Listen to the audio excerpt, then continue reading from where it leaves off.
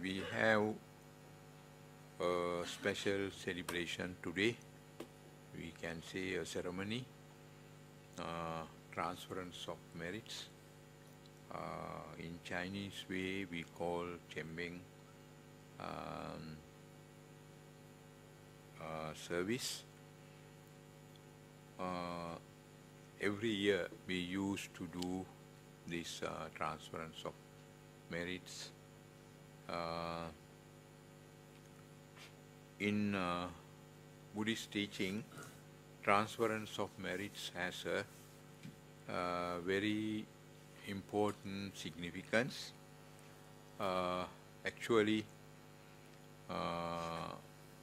we do it many occasions under certain situations.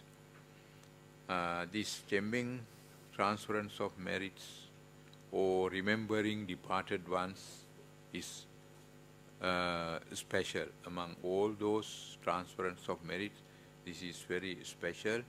Commonly, this day, this period, special period, people used to perform transference of merits and remember their departed ones. Of course, based on their beliefs, some people do different kind of activities also during this time. You can see if you go to graveyards, cemeteries, you can see many people used to go there, offer flowers, light joss sticks, candles, and remember their departed ones, especially in this period. Then temples also, where there are ashes of departed ones are very crowded. People visit during this period and show their respect and appreciation to departed ones. Then temples also have organized special rites and rituals in order to remember departed ones. When we see this practice based on teachings of the Buddha, we can see some important qualities behind remembering departed ones. Whatever the way you remember, it is a different thing. Some people, based on their religious beliefs, they do it different way. But remembering departed ones is a practice encouraged by the Buddha. So we can consider it as a Buddhist practice also. The Buddha has encouraged this practice mainly because this practice gives us opportunity to practice some good virtues, good characteristics. In Buddhist teaching, we give a very important place for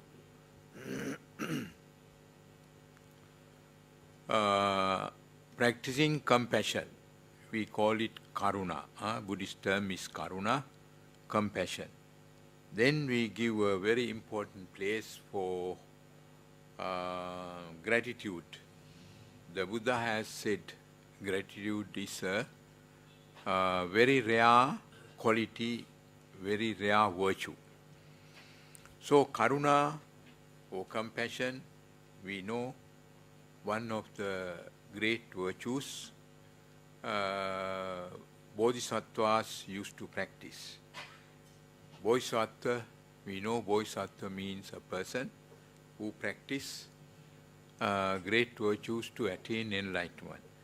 So the main driving force of a bodhisattva towards practicing 10 perfections and all other virtues to attain enlightenment is compassion.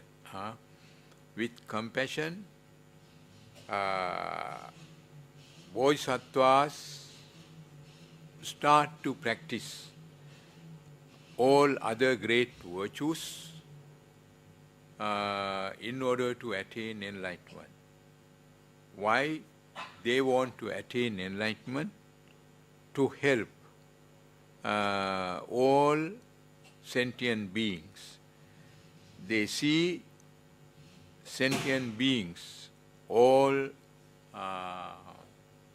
living beings are suffering due to discomfort which exists in this world.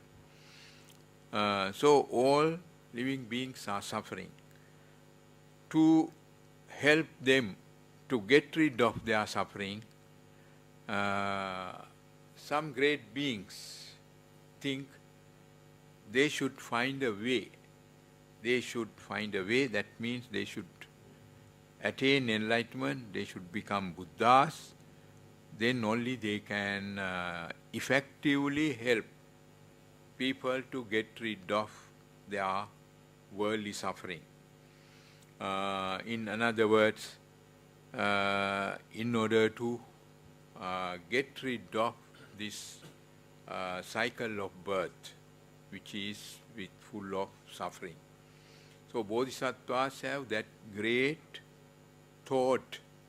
So with that great thought, that means thought with great compassion, they decide to sacrifice everything. They become bodhisattvas, and many lifetimes they practice virtues. For all their virtues, behind all their virtues, the great power was compassion. So compassion is a very important quality for a Buddhist to attain enlightenment or to get rid of sansaric or worldly suffering. When we perform transference of merits, we are generating that great quality. That is a very valuable meaning of this kind of services. I think we can see many people's names who have passed away. Certain people donated for this puja, put their names. They remember their departed ones. But don't think only people who have put their departed ones' names are involved with this puja and transference merits. Even if you haven't put, it's not a compulsory thing. You all are involved with, in another way, you all are participating for this transference of merits, and you all generate compassionate thoughts, compassion towards our dear departed ones. We do not know where they have gone, where they were born, but they have left this world, and we know they have a rebirth. Somewhere they have born, they have received a rebirth. Still, there is a possibility for us to have a kind of link.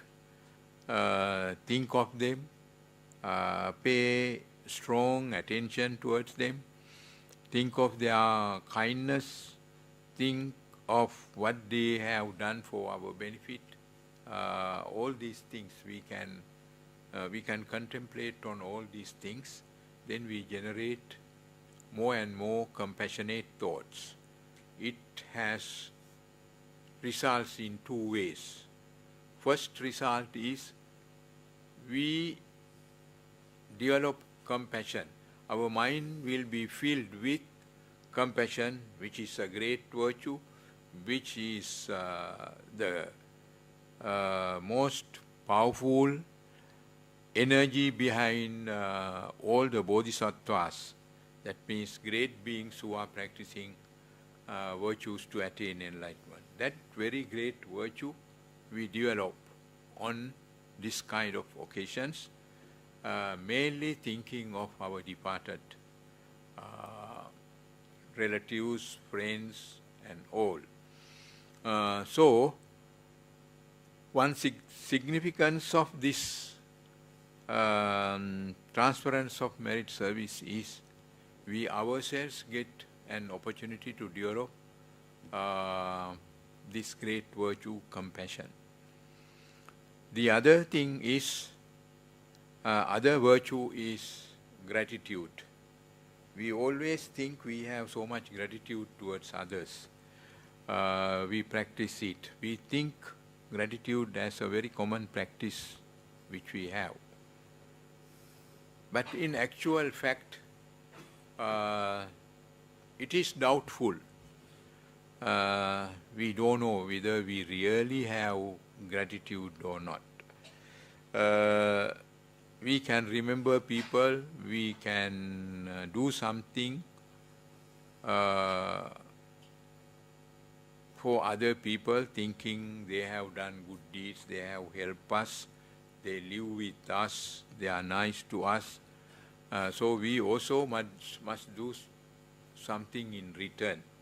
We have that kind of thoughts, but that is only the surface of gratitude. Gratitude is not a quality which is skin deep. It is deeper than that, very deep.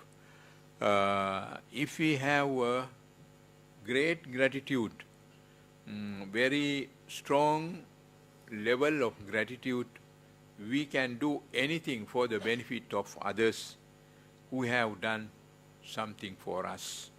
Especially in this kind of occasions, we can remember our departed parents.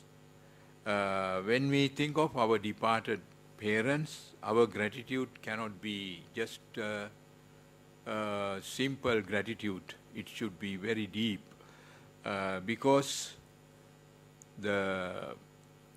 what our parents have done for us is not a simple sacrifice. Their sacrifice is the greatest sacrifice in the world. No other people sacrifice like parents sacrifice their time, energy, happiness, and all for the benefit of children. We always have to remember, when we were born, we were the weakest babies. We cannot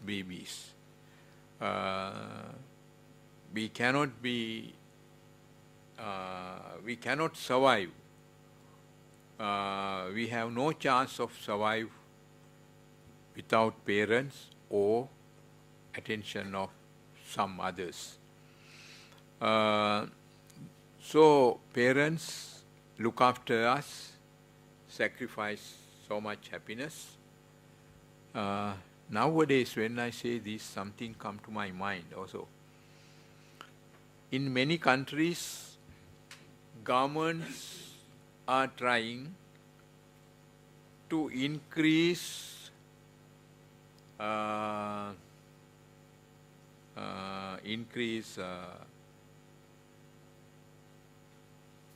number of babies who are going to be born in countries. That means population increase. Today, people think, especially in some countries, population must grow. If population do not grow or increase, countries cannot go very far. Countries cannot survive. Now Japan is facing that problem very seriously, we know. Singapore is also facing. Some European countries like Germany, they are facing this. So they give very special incentives to people if they are going to produce extra, means the more babies, they get more support from the government. But nowadays, not many people are trying to have more babies. Sometimes we can say all these governments are too late. Too late to encourage people to have more children. Now people are used to have less children and more opportunities for themselves, for their own comfort. Means more children means they have to sacrifice more. Of course, good thing about parents in Singapore and some countries, when they have one child, something like having 10 childs, they talk so much, they take so much attention, they pay so much attention, they do so much for them, even for one child. So they think having 2 children means they are not capable of sacrificing so much. Anyway, olden days parents had 5, 6, 7, 10, even 1 dozen, some even more than that. Some families I have noticed had about 16, 18. So sometimes talking about a family with 18 children is a laughing matter to modern days people. But olden days some parents had many children, but they never felt they are a burden. Never felt they are a burden. So they sacrifice for the children so much. And we can, if we are observant, we can see when children are sick, especially babies are sick, when they don't sleep, when they cry, when they make noise, midnight, after midnight, sometimes whole day, parents cannot sleep, especially mothers. So, if we can think of that kind of qualities our parents have shown, our adults have shown, we can generate gratitude towards them. Although they have gone, although they have left us, we can remember them out of love and do something for the benefit of them. Not once a year or not in a special period like Cheng Beng.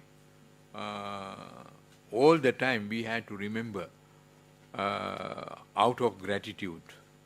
All the time we had to remember them out of gratitude. But we can easily forget about these things.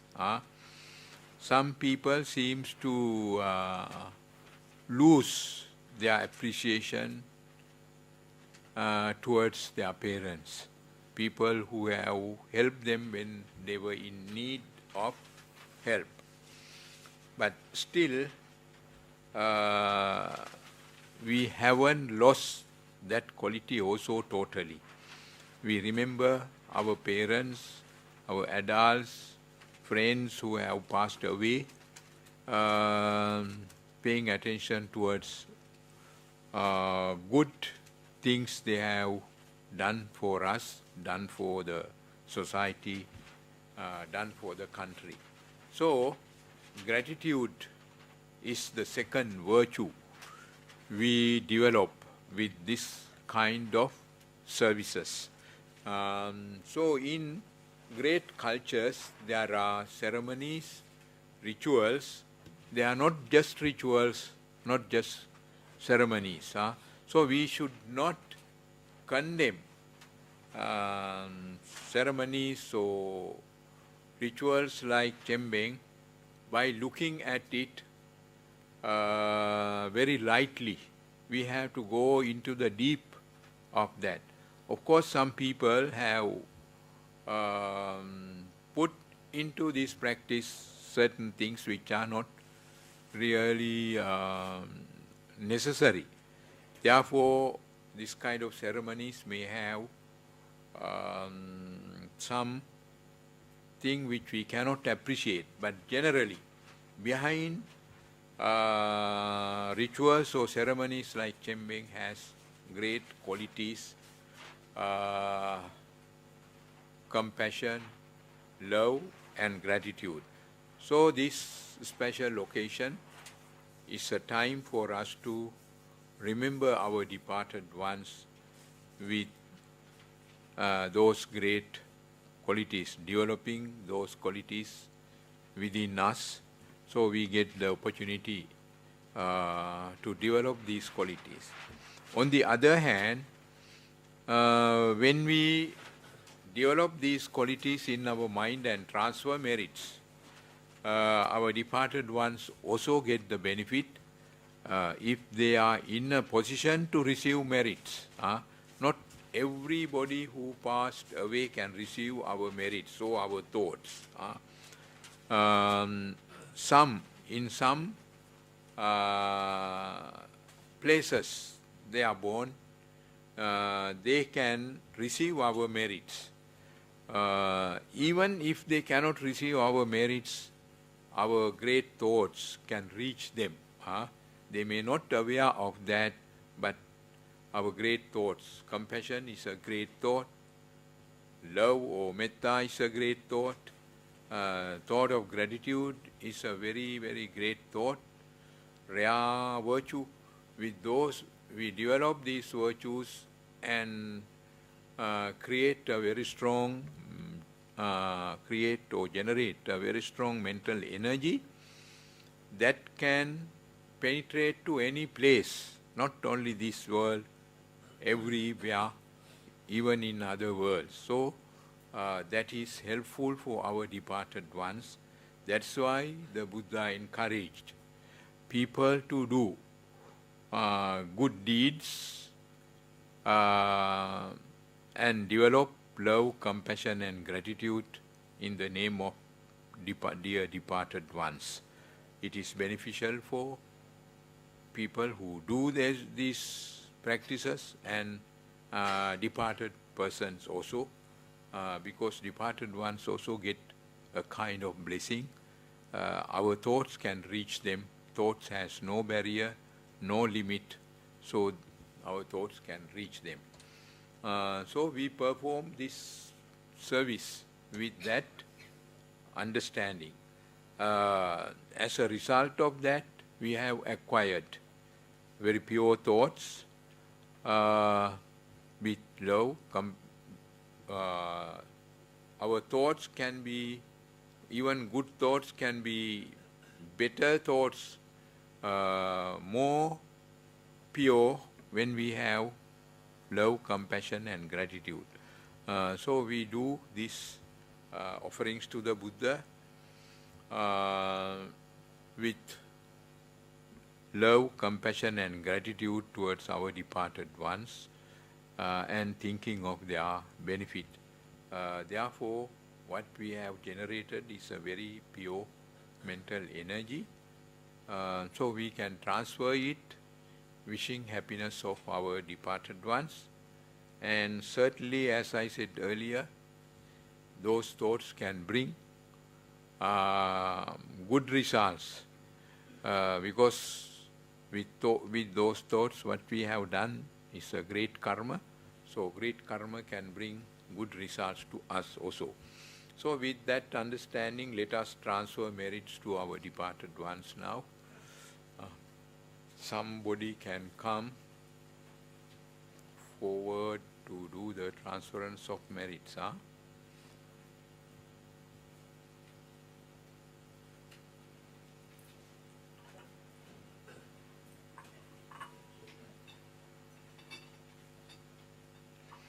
So recite Tidamme Nyati Nang Otu Sugita Hontu Nyatiyo. May our relatives, friends and all departed ones receive our merits or pure thoughts and able to achieve happiness, peace, at last, ultimate happiness, Nibbana.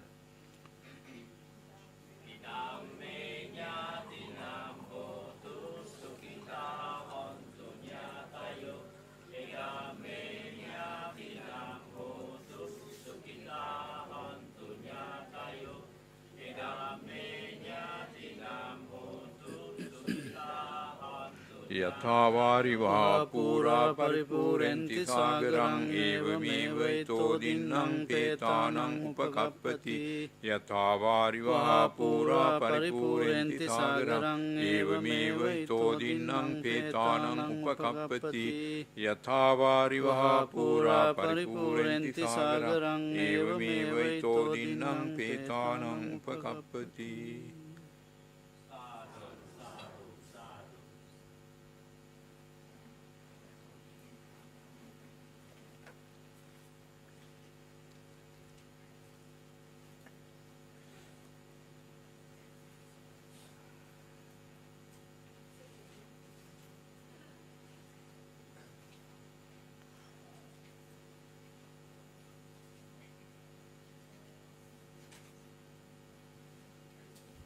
So, we are about to finish, but I take few minutes.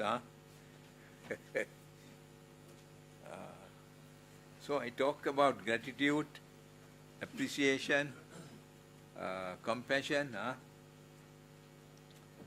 I want to tell you a very how to say, that's not a story, something I came to know recently. There is no way for anybody to know who is the person, therefore I can tell this. Otherwise I don't tell this kind of things. Nearly 1 year, one mother used to come to me, talk to me time to time. Before that, I must say one of the sayings in Pali language. This Venerable Vimajyoti knows it. I think he has taught it also before. There are few words in Pali. Pali saying, Devadatta Matara Manu. Devadatta you know very well. Devadatta is the most evil one known to Buddhists. Anyway, I don't think he's so evil. So we must try to have compassion towards him also. Anyway, he has done many things to things against the Buddha. He tried to kill the Buddha. Until he died, he never gave up. He did many things against the Buddha. So Buddhists generally see him as a very evil person. But this saying say, Devadatto Matarang Anu. Devadatta is good to mother. The meaning is, Devadatta is bad to all of us. We all think Devadatta is bad. Devadatta is evil. But mother doesn't think in that way. Devadatta's mother still loved Devadatta. Devadatta's mother had love towards Devadatta. Mothers are like that. The children can be, sometimes children can be very evil, even that mothers love them. Sometimes they may scold, but they love. Mother's love is such a great love, their compassion is very great. So now I will tell you what I wanted to say. A lady, a mother, she used to come to me nearly about 1 year, time to time.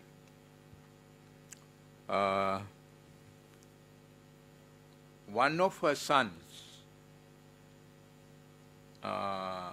was caught doing a very great offense, illegal practice.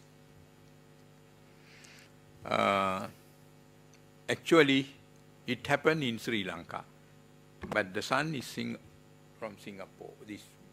This man, mother Singaporean. So he is in Sri Lanka jail, one of the Sri Lanka jails. If he is guilty, sure to get capital punishment. Such a great offense. This mother also knows it. Very little hopes. But every time when she hear in Sri Lanka, the son is going to the court, the prison officers making to the court for hearing, call me. First thing, ask me to do blessing from here. Then sometimes tell whether I can help to talk to a lawyer there and get some support, some help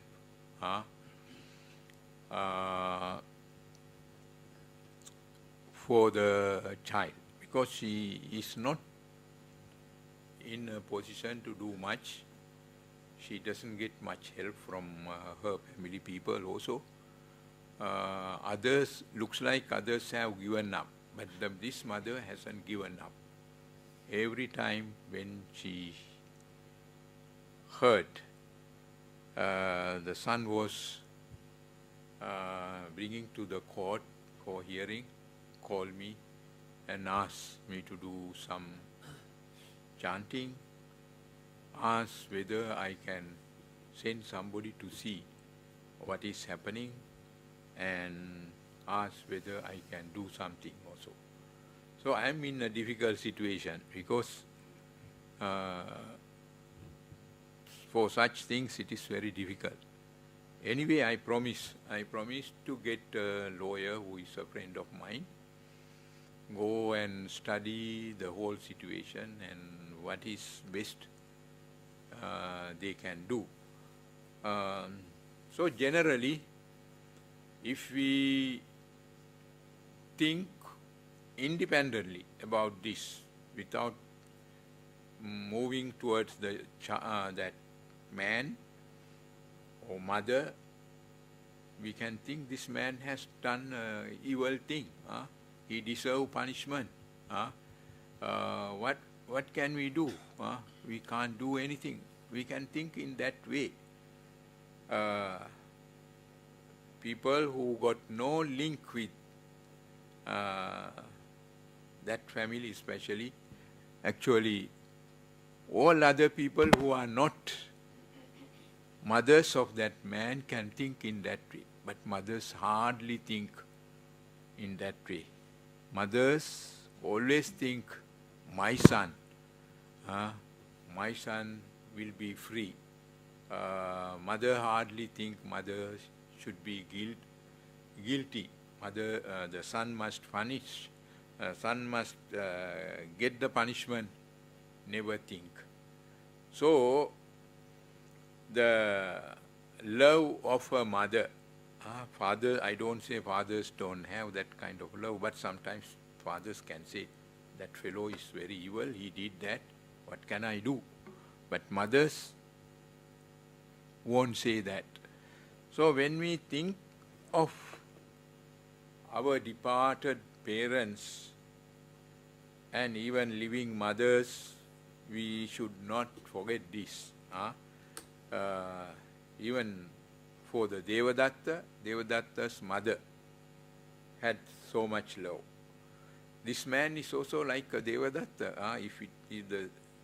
What happened is true, if what happened is true, he has done a great violate the law, done a great mistake. So one can say he deserved the punishment. But mother cannot think in that way because of mother's love. When we remember our departed ones, especially our parents, mothers, we have to remember their love, their compassion has no limit. That's why in Ratana Sutta, Metta Sutta, Buddha has advised, when you develop metta, you must develop metta up to the highest level. What is the highest level given by him? Is a mother who has only one son. The way a mother who has only one son loved the son, or one child loved the child, you must develop love towards all living beings, metta towards all living beings. That is called highest development of metta. So, okay, thank you.